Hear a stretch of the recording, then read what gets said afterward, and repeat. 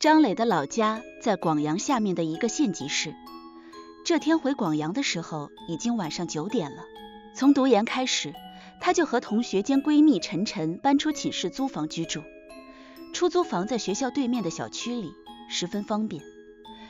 楼道里漆黑一片，她摸着贴满牛皮癣广告的墙，拿出钥匙进了门，打开客厅的灯和空调。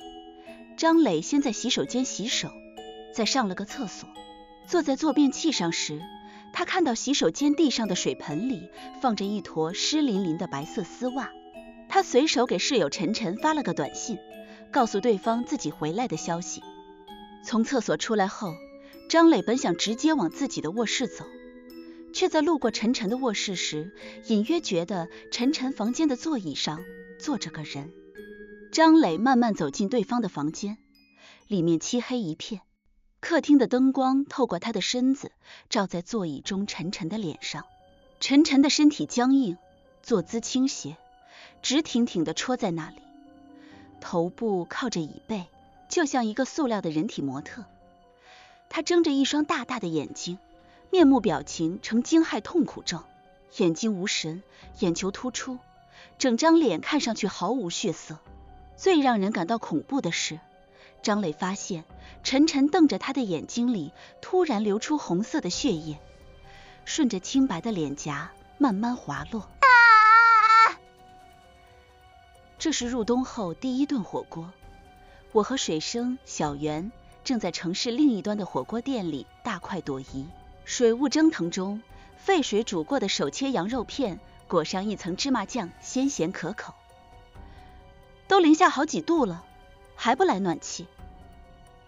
小袁一边嘀咕一边涮着腰花。10号就来了，再开空调坚持几天。水生把一盆羊肉倒进锅里，没等水沸，刺耳的电话声便响了起来。出事的地点在广阳大学南门马路对面的老旧小区里。说是小区，但只有2栋有着30年历史的住宅楼，没有物业围墙。靠近马路的那一栋1楼开着网吧、饭店和发廊和按摩院，另外一栋的1楼并没有商业价值。死者就是住在没有商业价值的那栋楼里。到了现场，警察已经拉开了隔离带，报案人由男朋友陪着在警车里做心理疏导，法医木然正在处理尸体。我一边听派出所民警汇报，一边和水生、小袁戴上手套，仔细地检查房间里每一个角落，提取足迹，搜集证据，甚至将洗手间里卷曲的毛发夹出来放进证物袋中。门锁完好，凶手是从窗户进入的房间，做过卢米诺荧光检验了，屋子里没有发现血迹。痕迹科警员向我说道，卢米诺试剂从刑侦角度来说是个非常了不起的发明。在凶案现场，只要有血液溅出或沾到任何物体上，事后不管如何清除，只要把卢米诺试剂喷洒上去，在暗环境下观察原先沾有血迹的地方，就会有因发生荧光反应而成蓝紫色的荧光。人是被枕头闷死的，唯一的血迹就是他脸颊上的血泪。木然蹲在尸体身边，正仔细提取对方指甲里的碎屑。冤屈很大啊，死了还要流出血泪来。我感叹一句，走到少女尸体前。这是一个很漂亮的女孩，皮肤白皙，鼻梁高挺，一双眼睛又大又圆，只是光滑的脸颊上挂着2道已经变成红褐色的血液，看上去既恐怖又诡异。你怎么看？我弯腰朝少女胸口看去。入室强奸杀人。水生跟在我后面回答。女孩的双手被丝袜捆在身后，身上穿着低胸高腰的白色连衣裙，下身却是完全赤裸的，一双又长又直的白腿暴露在众人视野中。除了洗澡和上厕所，没有任何女孩子会在家里赤裸着下体走来走去，更何况这是北方还没来暖气的初冬。抢劫、抢夺、盗窃被称为2抢1盗，占刑事案件总量的 90%， 而入室杀人则在杀人案件中占据很大的比重。温暖的家也是大量凶杀案件的现场。他被杀的时候在洗脚吗？小袁也蹲在地上，两眼盯着尸体垂落在地上的裸足。这个女孩没有很好的卫生习惯，导致地上有一层浮灰，沾上水又干掉后，浮灰会形成水流过的痕迹。女尸的脚下有一圈40 cm 直径的圆形水迹，正好是洗脚盆大小，而水盆附近还有些许滴落状水滴痕迹，是死后洗的脚。我直起腰来说道，死前洗脚的话，女孩肯定会挣扎，附近的水迹不会是滴落状的。凶手进入房间后，捆起了女生的双手，脱下了女生的裤子，强奸并杀害了她，最后还给这名女生洗了脚。他的动机是什么？他为什么要给女生洗脚？女尸为什么会在死后20多小时流出血泪？勘察凶杀现场后，派出所副所长在现场做了简单的案情汇报。他的动机是什么？他为什么要给女生洗脚？女尸为什么会在死后20多小时流出血泪？勘察凶杀现场后，派出所副所长在现场做了简单的案情汇报。这是一起典型的入室杀人案，报案人和死者都是广阳大学研一的学生，初步判断为窒息死亡。2名女学生社会关系单纯，建议从死者周边人进行走访调查。死者指甲里没有血迹，也没有皮屑组织，从头至尾他都没有挣扎过。木然补充，除了厕所有一条湿淋淋的白色丝袜，初步取证中没有发现有价值的线索。死者的手机已经拿回刑警队做技术处理，丝袜等物证也会立刻做技术检验。痕迹科说道，天亮之前，装着陈晨尸体的警车鸣笛离开。张磊醒来后，在男朋友的陪同下，跟着一起去了公安局。一定是他干的。张磊双眼红肿，昨晚的一切对他来说太过惊恐，直到现在，他的身体还在微微发抖。从夏天开始，陈晨一直被人骚扰，短信、QQ， 总是有变态骚扰他。哦，对了，他晾在阳台上的丝袜还被偷过。张磊抬起头来，这事儿我们报过警，可是最后不了了之了。询问过程中，技术科的同事破解了陈晨的手机，他的手机里确实如张磊所言，充斥着变态的骚扰短信。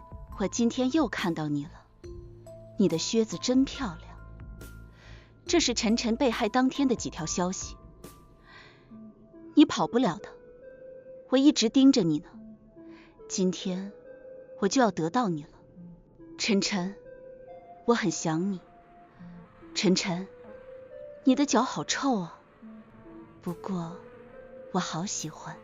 短信里的内容十分让人作呕，我们仿佛看到一个变态在暗处凝望着陈晨，看着他惊恐、挣扎、崩溃。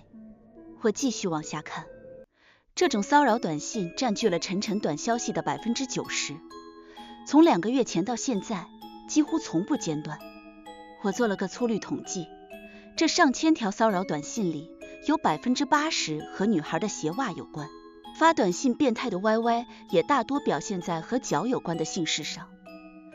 这是一个恋足癖，难以想象一个娇艳欲滴的少女每一天都会收到这样的短信是什么心情。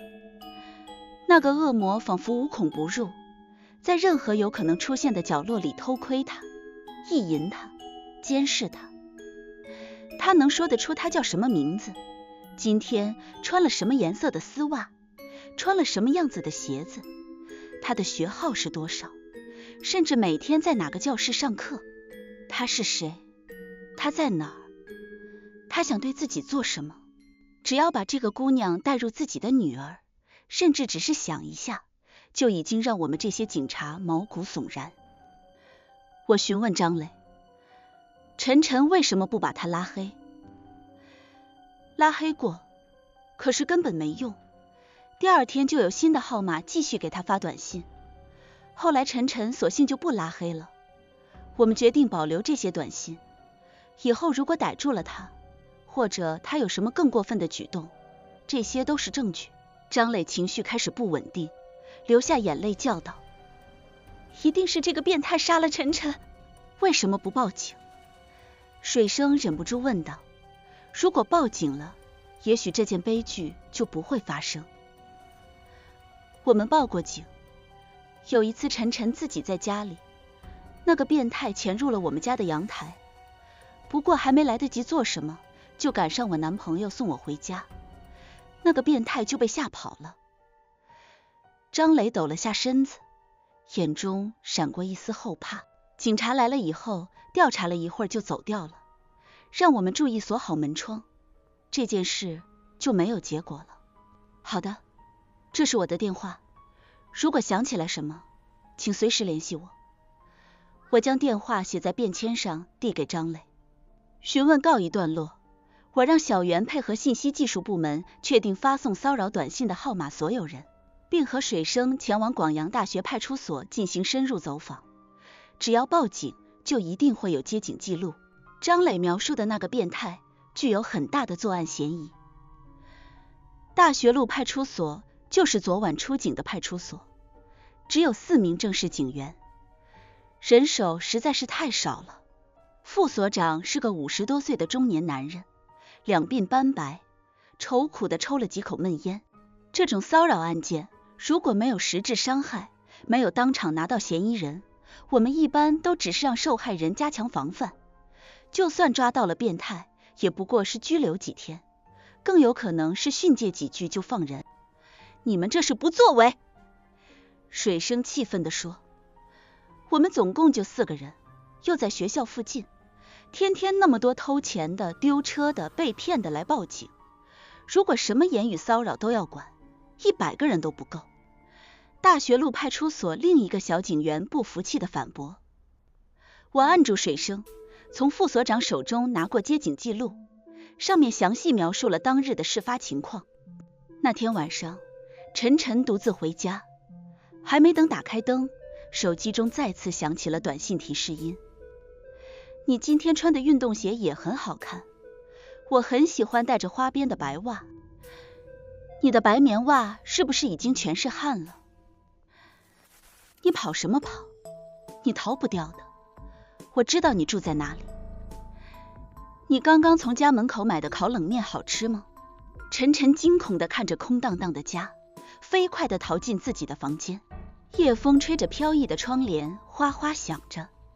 他惊恐地后退，一不小心撞到了墙上的墙灯开关，霎时间屋内大亮，米黄色的窗帘后映出一个肥胖的中年男人的影子。这个男人半褪着裤子，手中拿着一团什么东西放在双腿之间，正做着不可描述的事情。突然亮起的灯光让男人顿住，他停下动作，慢慢扭过头来，隔着一层窗帘，晨晨和这个男人对视。啊！晨晨惊叫出声，随着尖叫，张磊和男朋友冲进入房间。那名肥胖的男人提起裤子，翻过阳台，飞快地消失在夜色中。我们在阳台处发现了类似精液的。小姑娘表示丢了一双晾晒的丝袜，那次是小警员出的警。小警员脸色发白，努力解释，渎职的帽子谁也不想戴，一双丝袜才几个钱，立案标准都达不到。现在我们怀疑晨晨的死和那个变态男有关。我对派出所的同事们说，不惜一切代价，以最快的速度抓到那个偷丝袜的变态。抓捕变态的行动迅速展开。这个年代虽然没有天网，但是群众的眼睛是雪亮的。如果你做了不可告人的坏事，那么总会有一双眼睛会发现你的罪恶。信息技术部发来消息，发骚扰短信的变态使用了一种翻墙软件，在国外购买黑号，通过微机进行的短信发送。发送方显示地址在国外，并不能通过实名手机卡揪出对方。2天后，案情讨论会上，信息技术部将几张打印的彩照递给我。这是一双十分漂亮的女人的腿，笔直、细瘦又不失丰腴，这双腿穿着薄薄的白色的丝袜，脚丫肉感十足，一颗颗脚趾像洁白的蚕豆被白丝包裹着，脚踝小巧又可爱。这双腿被摆成各种造型，内八字、二郎腿、交叠或者大敞着进行拍照。这几张照片看下来，我后背的汗毛竖了起来，因为这双腿是陈晨的腿，这双腿后面的背景板正是那间他遇害的房间。陈晨被杀害后，凶手把他的腿摆成各种姿势进行拍照。这是我们从国外一个网站上下载下来的，除了这几张，还有许多偷拍角度的女生足部照片。信息技术部的同事说道，在 Instagram 网站上就存在一个巨大的角图交易网络，一些人通过私人账户订阅模式赚钱。人们在获得账户访问权之前需要支付一定的费用，有些客户还会直接向买家出售定制照片赚钱。咱们还没有头绪，对方已经宣战了。我从来没有见过这么嚣张的犯罪分子。我把拳头捏紧。法医科的木然拿出实验报告，死亡时间是11月7日的8点9点之间，死者没有被性侵的痕迹，死因是窒息性死亡。我们找到凶手给死者洗脚的原因了，他不光给死者洗脚，还给死者洗了丝袜。水生脸色十分难看，喉结滚动了几下，压下想要呕吐的冲动。现在可以明确的是，犯罪嫌疑人是个恋足癖。太阳底下的恋足癖好像没有几个，但其实这个群体比我们想象中的多得多。据社会心理学家研究表明，多达1/7的人一生中至少有一次对脚的性幻想。他们亲吻和吸吮脚趾，观看足部录像，为伴侣的脚拍照，在锻炼后搓揉出汗的脚，这些都是恋足癖的一些表现方式。这样看来，那个偷丝袜的变态嫌疑更大了。另外，张磊看到尸体流出血泪，是因为受害者因窒息死亡，眼底动脉破裂出血，因为没有来暖气，低温时血液凝固。第二天晚上，他室友回来，先打开了空调暖风，温度升高，死者眼底凝固的血液就被眼球和眼睑之间的水汽溶解，造成了尸体流出血泪的奇特现象。木然推了下眼镜，大学女生遇害，死状恐怖无比，赤裸下体，眼中流出血泪。短短3天时间，各式谣言席卷大学城，陈晨被赋予各种身份，从情杀、仇杀到巫蛊降头，传言越发离奇。半个月内必破此案。局长脸色难看，做出此次会议总结。会议结束，大学城派出所传来好消息，已经确定偷到陈晨丝袜的变态住址。去往变态家的路上，我接到了张磊的电话。那间房子张磊是不敢再住了，搬家时他发现陈晨的衣橱里好像丢失了几条丝袜，也不知道这个消息对破案有没有作用。张磊说，正好那几条丝袜是我们一起从网上买的，上面还有压花的图案和蕾丝边。我把丝袜的图片用彩信发给你，这是很重要的一条线索。谢谢你。如果还想起什么，请给我打电话。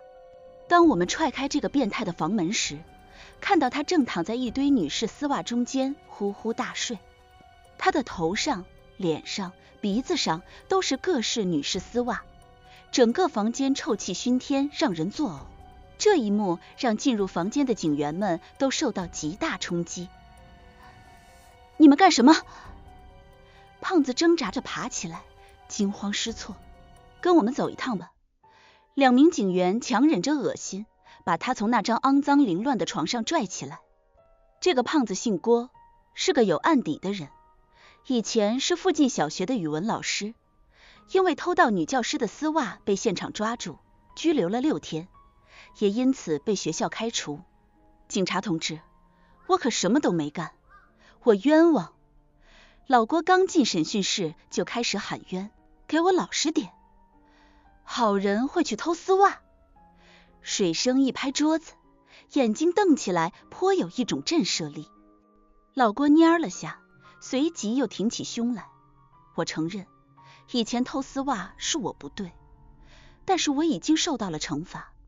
你不能把昨天的错误扣在今天的我的头上。现在我屋里的丝袜都是我真金白银买来的。我和水生面面相觑。谁会卖这种恶心的东西？水生厉声问道。在看守所里那一阵子，还没把你这个毛病给改了。你不能因为我的特殊癖好而歧视我。一听这个，审讯室里老郭慷慨激昂，好像回到了3尺讲台上。练足之好自古有之，李白的机上足如霜，不着鸭头袜。陶公的愿在思而为履，复素足以周旋，均是前辈们写下的瑰宝。这是雅趣，雅趣知道不知道？我看你还挺自豪的，不以为耻，反以为荣。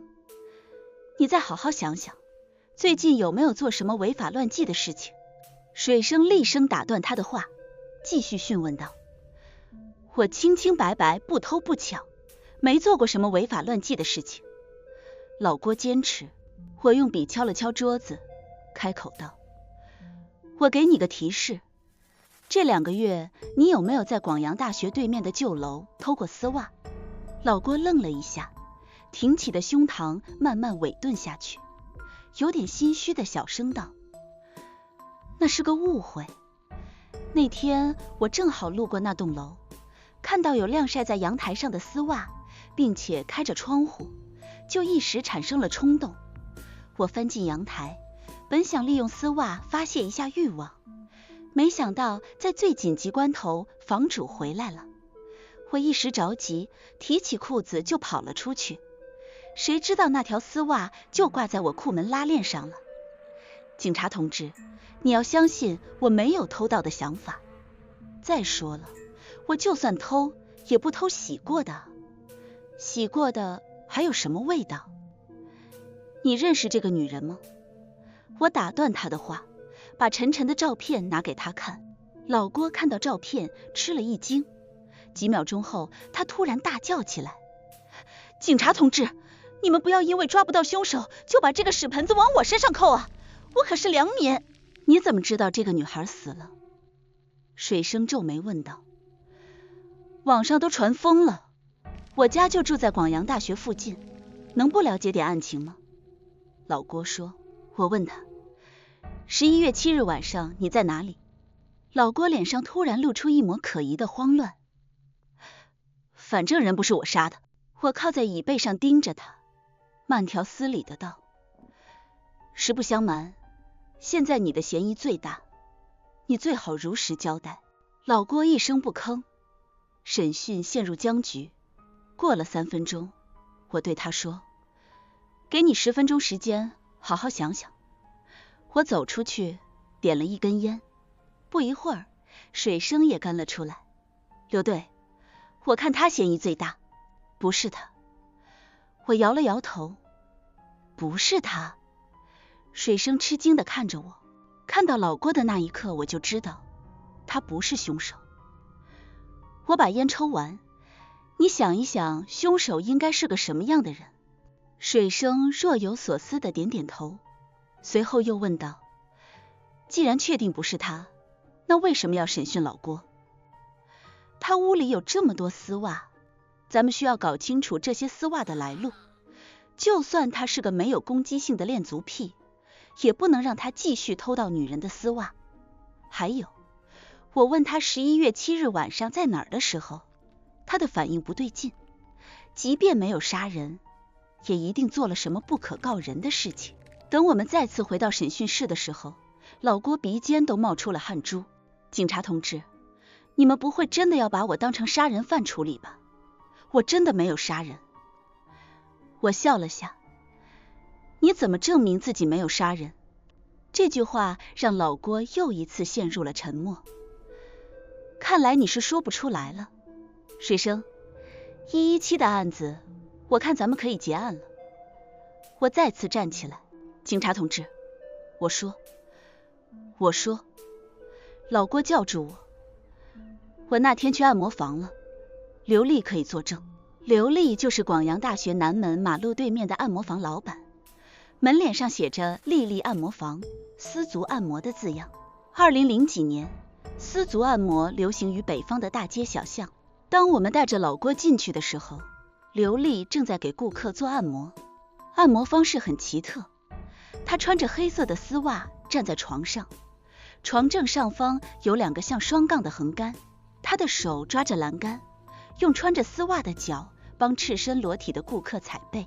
刘丽看到我们进来，吓了一跳，差点从按摩床上滚下来。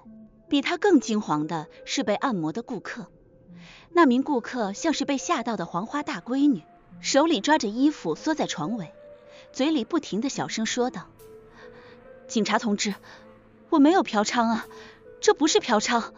我不理会这些傲糟事，直接把老郭往前推了推，让李丽辨认这人11月7日晚是不是在这里做的按摩。李丽在最初的惊惶后便镇定下来，很老练江湖的挽了挽头发。我看看账本啊。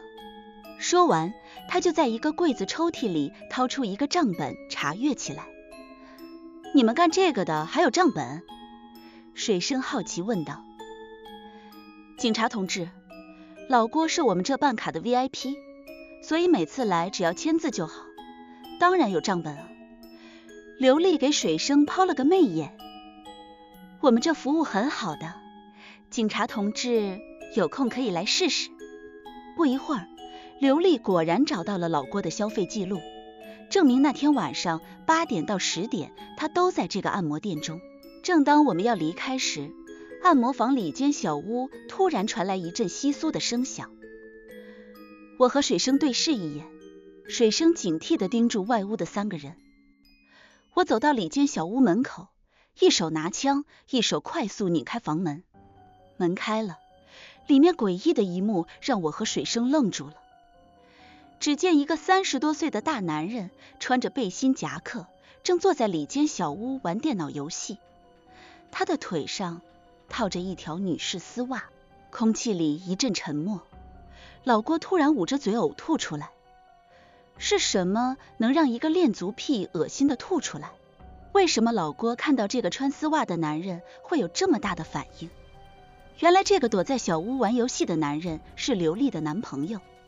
刘丽除了经营这家丝足按摩房，还做出售原味丝袜的生意。原味丝袜的意思是自己穿过但没洗过的丝袜，顾客会指定自己喜欢的丝袜类型和颜色，刘丽会在连穿3天后出售给顾客。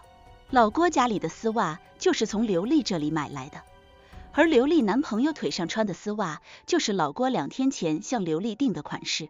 我们没有把老郭再带回警局。回去的路上，水生欲言又止。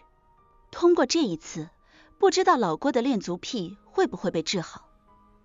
我摇了摇头。回到办公室，小袁垂头搭脑地搜索着什么，见到我好像见到了救星。刘队，现在外界舆论越吵越凶，上面下了死命令，1周之内这个案子必须有眉目。局长刚下来说了，有精液和唾液样本，甚至还有凶手的足迹，怎么找个凶手还能这么费劲？实在不行就全市做 DNA 配对。我点点头，通知大家开会。蓦然发言，我拒绝做全市 DNA 配对，范围太大，经费不足。我拿出本子来，现在开始做犯罪心理画像。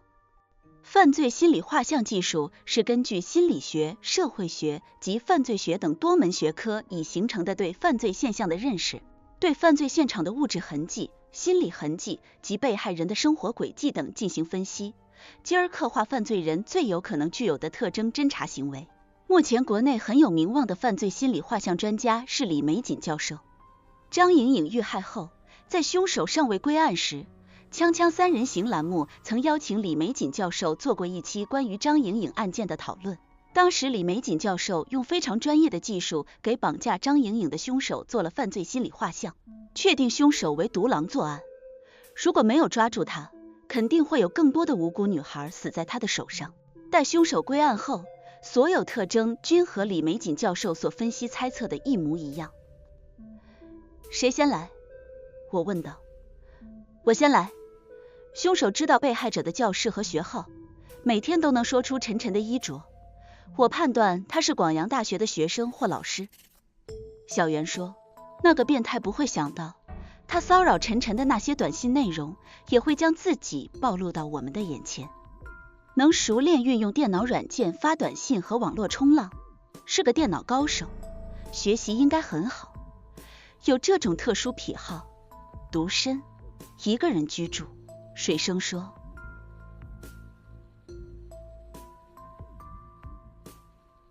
为什么？水生好奇问道。晨晨的脚上有糜烂型脚迹，凶手舔舐对方裸足的时候，很有可能造成细菌和真菌的交叉感染。木然解释，这是典型的青春期式报复性性行为发泄案例，范围精确到在校学生。凶手家境不好，敏感自卑，个性孤僻，这样的人通常穿着十分大众，不引人瞩目。短发，习惯穿大学男生常穿的牛仔裤和深色面包服，长时间跟踪晨晨，这说明他身材瘦小易躲藏，长相普通，和晨晨见过却不熟悉。我思维发散地描述着心里想象中的犯罪嫌疑人模样。小袁，画一下。我对小袁说。小袁拿起画笔，一边回忆刚才众人描述的细节，一边打起草稿。不一会儿，一幅简单的炭笔速写跃然纸上，一个脸上长着青春痘，下巴嘴角尤其多的普通大学男生出现在大家面前。张磊和晨晨是同学，又是闺蜜，晨晨见过的人，张磊肯定也见过。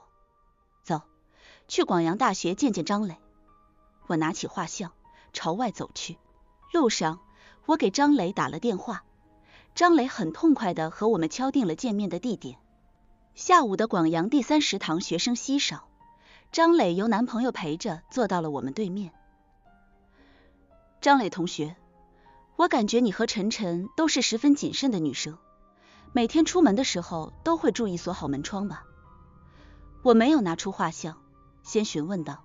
在凶案现场调查时，我注意到这2个女生租住的房间门口故意摆放了男士皮鞋和运动鞋，阳台上还晾晒着男士衣裤，这是单身女性独住时惯用的震慑手段，用以告诫有犯罪想法的坏人，这个屋里住着男主人，请不要轻举妄动。自从晨晨被骚扰开始，我们就十分谨慎了，每次回楼道前都要小心有没有被人跟踪，每次出门都不敢开窗透气，特别是被变态潜入后，我们还刻意拿了我男朋友的衣裤挂在阳台上。张磊回忆着说道。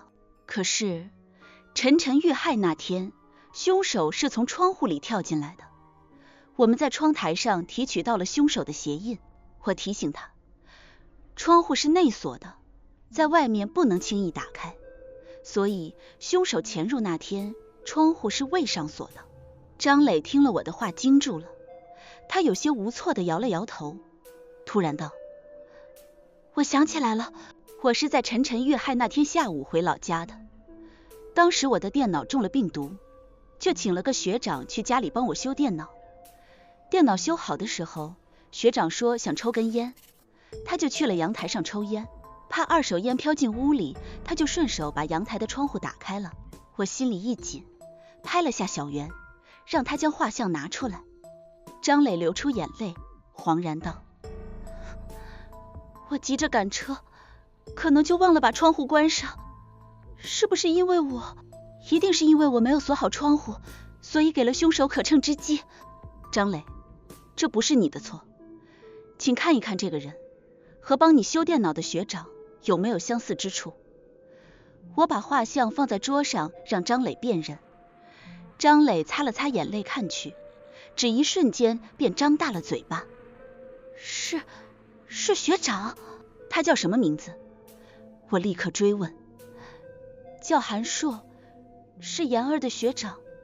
张磊看我的表情，察觉到了什么，他不可思议地抬起头，突然指着我身后不远处的一个门脸叫道，学长在那儿，就是他。我们立刻回头，只见一个瘦小男人模样的背影飞快地朝食堂门口奔去。水生一个箭步跃上食堂餐桌，几个跨步就从餐桌间跳到了食堂口最后一个餐桌上。紧接着，他抬起脚来一个飞踢，将正在往外跑的学生踹倒在地。我和小袁随即赶到，将话还没爬起来的人按倒在地。小袁揪着他的短发，把他的脸抬起来，果然在下巴和三角区看到了红肿感染的粉刺。韩硕在被抓住后没有挣扎，也没有吼叫，像是认命了一般被我们带了回去。随后，警方对他的寝室做了搜查。研究生寝室是3人间，除了韩硕，其余2人家住本地，极少在宿舍居住。我们在他的衣柜里发现了死者丢失的丝袜，在他的电脑里找到了多达1个G的脚步照片，其中有一个文件夹装的全是陈晨的偷拍。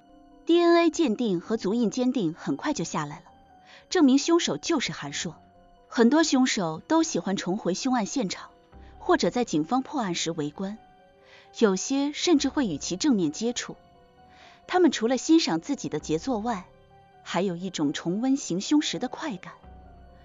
我爱她，可她是我得不到的女人。韩硕身材消瘦，身高只有1.6米，相貌平平，脸上布满了青春痘。他木然地说，人心之恶总是突破想象的极限。尾声，单身住宿的女孩总是有很多恐惧，总是害怕很多东西。她们胆小，怕黑，怕鬼，最怕夜晚房间里突然进入陌生的男人。那天下午开始，晨晨就有种不好的预感，因为那个一直骚扰她的变态好像更疯狂了。他就像在自己身上安装了摄像头，知道他的所有生活轨迹。他还说，你跑不了的，我一直盯着你呢，今晚我就要得到你了。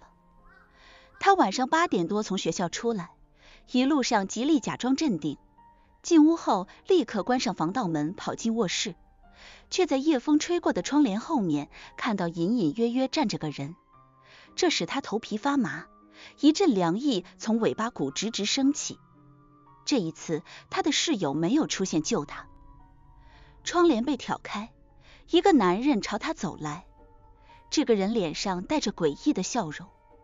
我说了，你跑不了的，今晚我就要得到你了。